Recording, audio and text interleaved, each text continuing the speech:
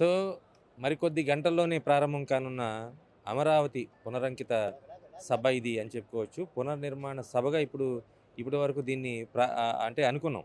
అంటే దీని నామకరణం కూడా అమరావతి పునర్నిర్మాణ సభ అనేటువంటి అంశంతోనే జరుగుతుంది ప్రచారం. కానీ మనం అనేక మంది రైతులతో గానీ, లేదంటే స్థానికంగా ఉన్నటువంటి ప్రజలతో గానీ మాట్లాడినప్పుడు, ఇది అమరావతి పునర్నిర్మాణ సభ కాదు. ఇది ఆంధ్రప్రదేశ్ పునర్నిర్మాణ సభ అనేది చాలామంది దగ్గర నుంచి వినిపిస్తున్నటువంటి మాట. ఎందుకంటే ఇది కేవలం ఒక రాజధాని నిర్మాణంతోనే ముడిపడినటువంటి సభ కాదు. ఆంధ్రప్రదేశ్ ప్రభుత్వం చేయబోతున్నటువంటి ఈ కార్యక్రమం ద్వారా ఇప్పటివరకు అంటే గడిచినటువంటి 5 సంవత్సరాలు 2019 నుంచి 24 వరకు జరిగినటువంటి పాలనలో ప్రభుత్వం గత ప్రభుత్వం చేసినటువంటి కార్యక్రమాలు, తద్వారా ప్రజలు ఎదుర్కొన్నటువంటి సమస్యలు, ముఖ్యంగా అమరావతి ప్రాంతంలో ఉన్నటువంటి రాజధాని గ్రామాల ప్రజలు కావచ్చు, అదేవిధంగా వీళ్ళకి అసలు రాజధాని కూడా లేదు, వీళ్ళకి రాజధాని ఎక్కడో కూడా తెలియదు, వీళ్ళ రాజధాని పేరు అమరావతే కానీ ఆ అమరావతికి సంబంధించినటువంటి కేంద్రం ఎక్కడుందో కూడా తెలియదు అనేటువంటి ప్రచారం దేశవ్యాప్తంగా జరిగింది. ఈ నేపథ్యంలో అసలు రాజధాని లేని రాష్ట్రంగా మన ఆంధ్రప్రదేశ్ అయితే గతంలో అనేక సందర్భాల్లో ముద్రపడింది. అనేక సందర్భాల్లో ప్రముఖులు, మేధావులు కూడా అదే విషయాన్ని స్పష్టం చేసినటువంటి పరిస్థితి.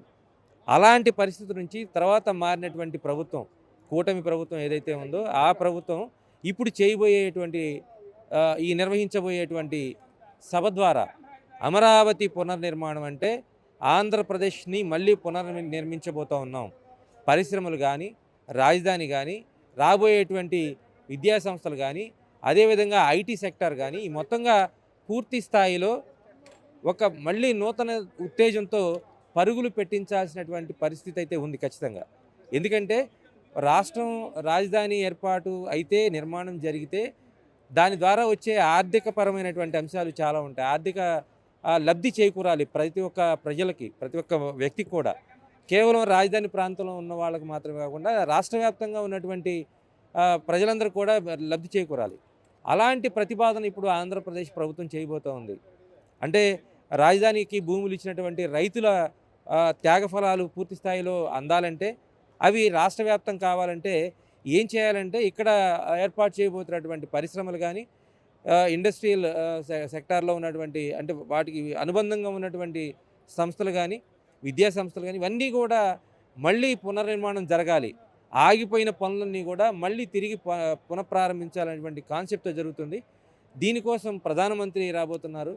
క్యాపిటల్ అమరావతి ఏదైతే ఉంటుందో దాంతో ఆ పైలాన్ని ఆవిష్కరించడం ద్వారా అమరావతి యొక్క ప్రాముఖ్యతను దేశవ్యాప్తం చేయడం కోసం కూడా ఆంధ్రప్రదేశ్ ప్రభుత్వం సన్నాహాలు చేస్తుంది. ప్రస్తుతం ఇక్కడ మనం సభకు సంబంధించినటువంటి వేదిక దగ్గర ఉన్న ఆ వేదికలో ఉన్నటువంటి విశేషాలు ఏంటి, ప్రధాని ఎన్ని గంటలకు రాబోతున్నారు, ఇవన్నీ అంశాలు కూడా ఖచ్చితంగా ఎప్పటికప్పుడు తెలుగు వన్ టోన్ న్యూస్ మీకు అందిస్తూ ఉంటుంది.